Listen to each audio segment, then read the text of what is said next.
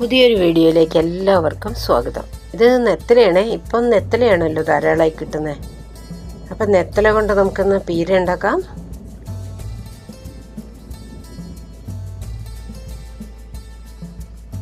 പീര ഉണ്ടാക്കാനായിട്ട് തേങ്ങ ചിരവിയതെടുത്തിട്ടുണ്ട്. കുറച്ച് വെള്ളുള്ളി, കറിവേപ്പില, പച്ചമുളക്, ചെറിയ ഉള്ളി, ഇതെല്ലാം കൂടെ നമ്മൾ മിക്സിയുടെ ജാറിലിട്ട് ചെറുതായിട്ട് ചതയ്ക്കുന്നേ ഉള്ളൂ, നല്ലോണം അരയ്ക്കുന്നില്ല. പീര ഉണ്ടാക്കാം. ചട്ടി അടുപ്പത്ത് വെച്ചിട്ടുണ്ട്. അതിലേക്ക് 2 സ്പൂൺ പുളി ചേർക്കാം. കുറച്ച് മഞ്ഞൾപ്പൊടി ഇടാം.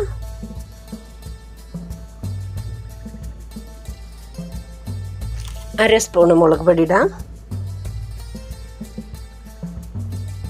ഉപ്പിടാം.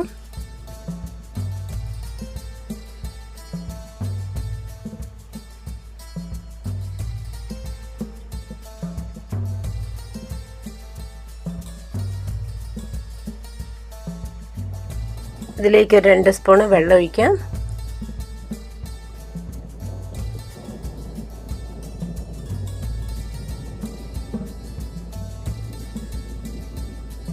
ഈ മസാല തിളയ്ക്കുമ്പോൾ നമുക്ക് വൃത്തിയാക്കി വെച്ചിരിക്കുന്ന നെത്തല ചേർക്കാം. നെത്തല എന്നും നെത്തോലിയും എന്നൊക്കെ പറയും. ഇവിടെ നെത്തല എന്നാ പറയുക.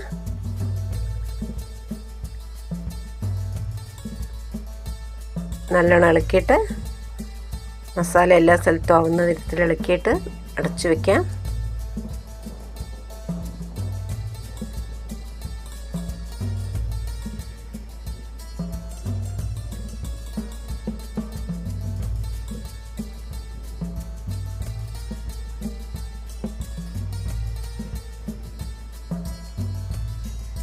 മീന് പകുതി വെന്തിട്ടുണ്ട്. ഇതിലേക്ക് നമ്മൾ അരച്ചു വെച്ചില്ലേ, തേങ്ങ, ചെറിയ ഉള്ളി, വെള്ളുള്ളി, പച്ചമുളക്, കറിവേപ്പില, അതെല്ലാം കൂടെ അരച്ച് ചേർക്കാം.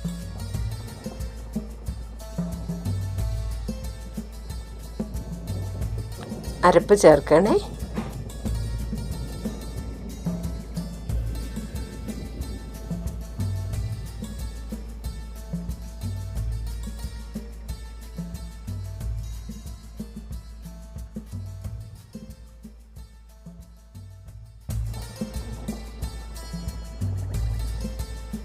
നല്ലോണം ഇളക്കാം.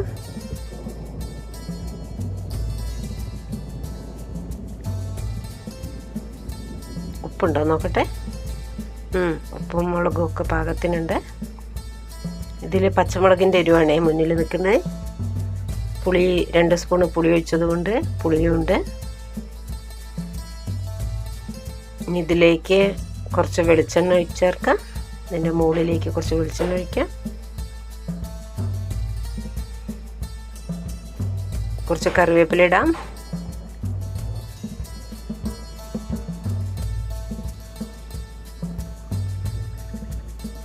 ഒന്ന് അടച്ചു വയ്ക്കാം.